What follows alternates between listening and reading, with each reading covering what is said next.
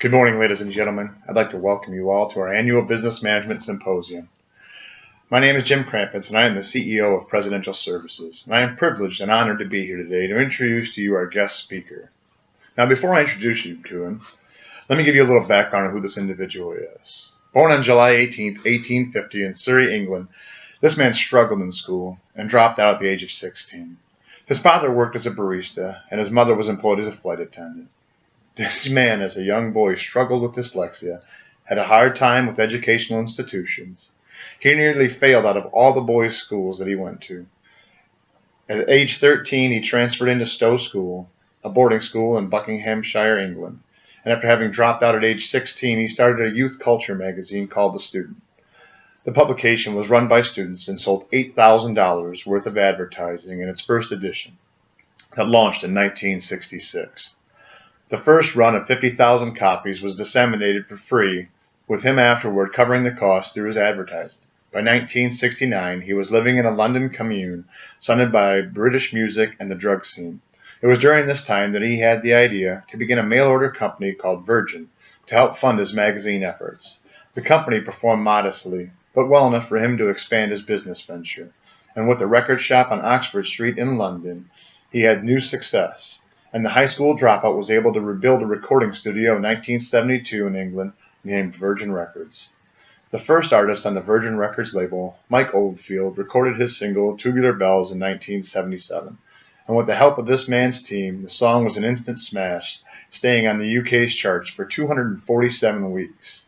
With the momentum of that man's success, this man then signed other aspiring artists and musical groups that were like those of which of the Sex Pistols, Culture Club, the Rolling Stones, and Genesis would soon follow afterwards, helping to make Virgin Records one of the top 6 recording companies in the world.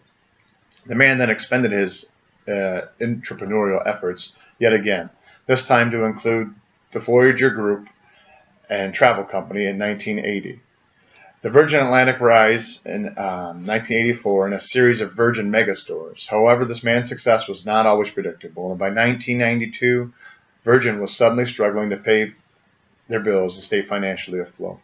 The company was then later sold to Thorny MI for $1 billion.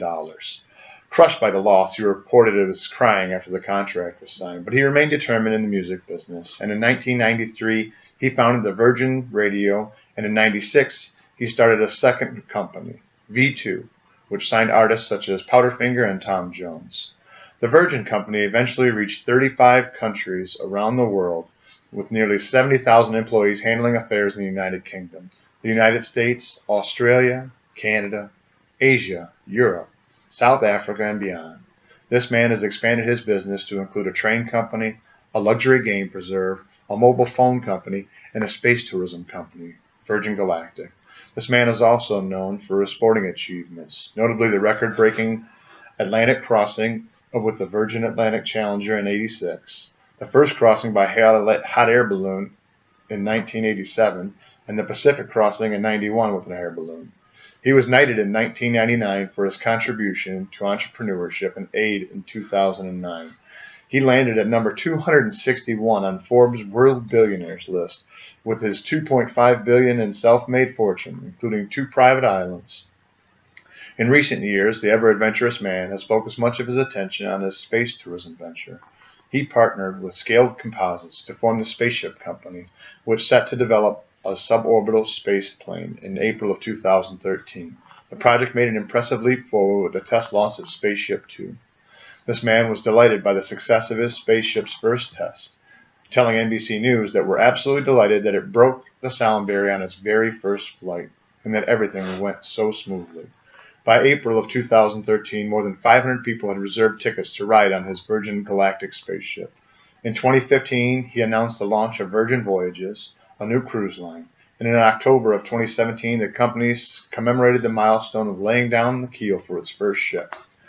Virgin's cruise ship, designed to hold 2,800 guests and a crew of over 1,100, remains on track to debut in 2020. Additionally, the mogul moved forward with his upstart Virgin Hotels he founded in 2010, and in 2018, Virgin announced its presence in Las Vegas by taking over ownership of the Hard Rock Hotel. The company plans to generally maintain the status quo in the hotel before embarking on renovations in next year. I'm sure by now you all know who I'm talking about, so please won't you help me in giving a warm welcome to the legendary Richard Branson, ladies and gentlemen.